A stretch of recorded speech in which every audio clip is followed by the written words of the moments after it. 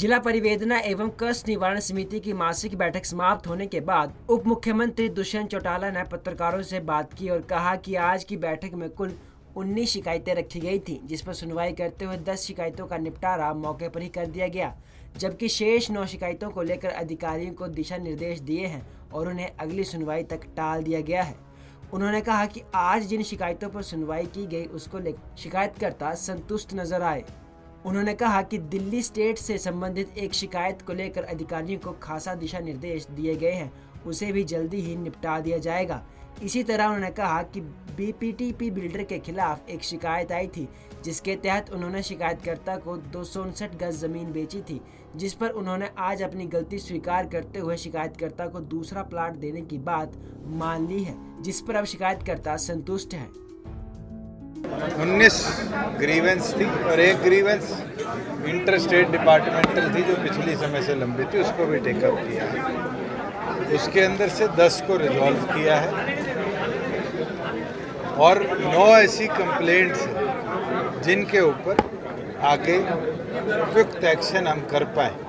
उसके लिए लंबित रखा है। और अच्छी बात यह है कि मेजॉरिटी परिवादी सेटिस्फाइड हैं जो एक्शन लिया गया है, और कई ऐसी टेक्निकल हिचेस के कारण प्रॉब्लम आ रही है, उनमें कंसर्न डायरेक्टरेट्स को भी आदेश दिए गए हैं कि वो हफ्ते और 15 दिन के अंदर उन मामलों को रिजॉल्व करें। रजिस्ट्रार का मामला एक सामने आया, रिकॉर्ड नहीं दे रहे हैं, अधिकारी मांग रहे हैं। आज वो प्रेजेंट नहीं है और पीछे यहाँ पर असिस्टेंट रजिस्ट्रार जो है वो ऑलरेडी सस्पेंड हुए हैं,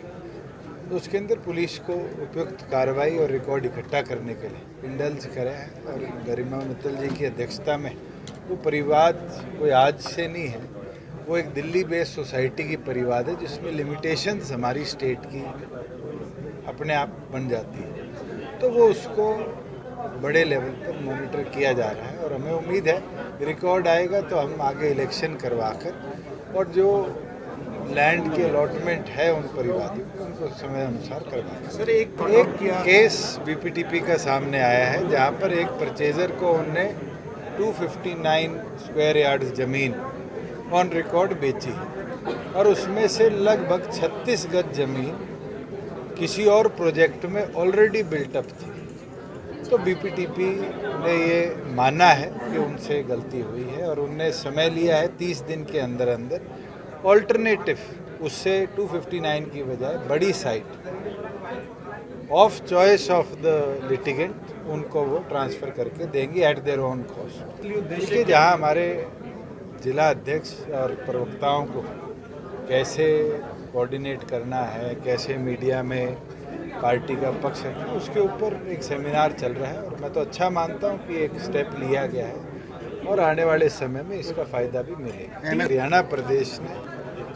औद्योगिक क्षेत्र में जहाँ बड़ी इंडस्ट्री को प्रभावित किया है, एमएसएमई को भी पूरी तौर पर प्रभावित कर अपने प्रदेश में लाने का काम किया और आज देश के टॉप 3 प्रांतों में आना बड़ी अचीवमेंट। और हमारा तो टारगेट है कि इस बार अगर हम 3rd आए हैं तो अगली बार एमएसएमई को सुविधाएं और बेहतर कर और उनको ईज ऑफ डूइंग बिजनेस लाकर उनको टॉप 1st पोजीशन पे लाने का काम है। बहरहाल इसके अलावा दुष्यंत ने कहा कि उद्योगों को लेकर हरियाणा देश के 3रे स्थान पर है और हमारी कोशिश है कि इसे पहले पायदान पर लाया जाए। पंजाब केसरी टीवी के लिए फरीदाबाद से सुधीर शर्मा की रिपोर्ट।